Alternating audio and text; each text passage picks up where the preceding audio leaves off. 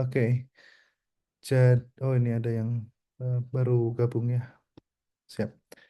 Ya, jadi sebagaimana yang kita tahu ya, jadi SCT itu adalah Script Concordant Test ya, dari dalam pendidikan kedokteran. Script Concordant Test sendiri merupakan sebuah bentuk dari ujian ya, yang baru-baru ini dimunculkan karena memang ada beberapa isu yang muncul belakangan bahwa banyak ya angka ketidaklulusan untuk UKM PPD itu juga cukup tinggi. Nah, jadi ini merupakan penilaian yang baru.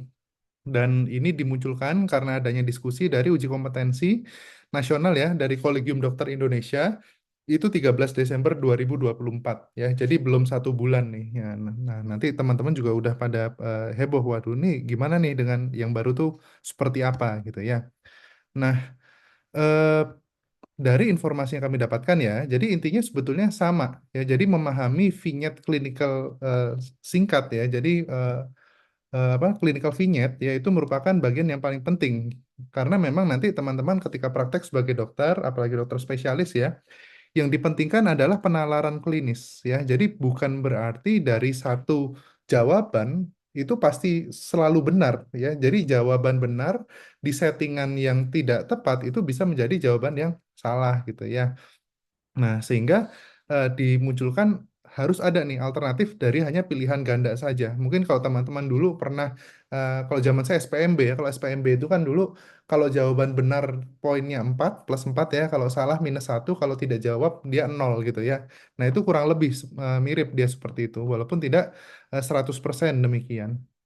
Nah, tujuannya apa? Sebetulnya tujuannya itu untuk merangsang critical thinking dari teman-teman yang ada di dunia kedokteran. Karena kita tahu ya, literasi di dunia kedokteran, terutama di Indonesia, ya kita tuh membaca tuh menghafal ya, dan malu bertanya, selalu malu untuk bertanya. Sehingga eh, umpan balik yang diberikan kepada mahasiswa kedokteran pun menjadi minimal, sehingga SCT ini pun diharapkan mampu memberikan umpan balik yang lebih baik ya dan problem solving ya jadi critical thinking dan problem solving skillnya itu menjadi lebih terasah.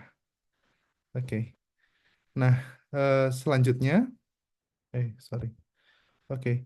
Nah, selanjutnya cara kerjanya bagaimana? Jadi secara umum ya gambaran umum kasus mahasiswa tetap diberikan ya gambaran umumnya dan hipotesis awalnya seperti apa. Dan secara perlahan ia akan diberikan evaluasi ya, informasi baru. Dia menggunakan skala Likert di sana untuk mengevaluasi dampaknya seperti apa. Jadi apakah ada perubahan clinical judgment-nya? Nah, kemudian jawaban mahasiswa itu akan dibandingkan dengan jawaban dari para ahli ya. Jadi para panelis yang sudah mensetujui kalau ada jawaban baru seperti ini, nanti skornya akan bertambah berapa banyak seperti itu. Nah, jadi format pertanyaannya ya intinya tetap ya skenario klinis, nanti ada differential diagnosis ya, suspek diagnosisnya seperti apa, dan rencana tata laksana potensial lanjutnya seperti apa. Dan kemudian secara berkala dia akan memberikan informasi yang baru untuk evaluasi ke depannya. Nah, tentu sistem penilaiannya dia melibatkan validasi para ahli ya, dokter spesialis, subspesialis ya untuk memvalidasi manakah jawaban yang benar dengan skenario yang tepat yang diberikan sesuai dengan panelis. Nah, baru nanti diperhitungkan metode agregatnya seperti apa. Namun jawabannya tidak ada jawaban tunggal yang benar ya. Jadi justru lebih mudah dibandingkan teman-teman hanya pilihan ganda saja. Jadi dengan adanya SCT ini justru membuka pintu gerbang untuk lebih mudah lulus sebetulnya. Asal apa? Asal teman-teman belajar itu tidak hanya menghafal saja. Nah, disinilah kata kunci bagaimana artificial intelligence itu akan membantu teman-teman tuh punya critical thinking gitu. Seperti tadi yang dijelaskan Dokter Andika. Oh iya, vertigo, Dix-Hallpike. Tapi Dix-Hallpike itu seperti apa? Dix-Hallpike itu kenapa dia bisa memperbaiki vertigo gitu. Nah, itu kan membutuhkan penalaran klinis. Sehingga teman-teman tidak hanya menghafal saja. Ini contoh pertanyaannya ya. Jadi ada seorang pasien ya, kasus yaitu pria 60 tahun ya, batuk memburuk ya. Dia curiga ada bronkitis akut. Nah, nanti diberikan ronsen dadanya normal. Nah, itu nanti gimana? Skalanya seperti apa? Jadi untuk bisa mendukung eh, diagnosis ini, nah kira-kira yang mana nih skalanya? Dia akan memperberat diagnosis kah atau justru akan meringankan gitu? terus diberikan lagi laju pernafasannya 24 kali per menit gitu.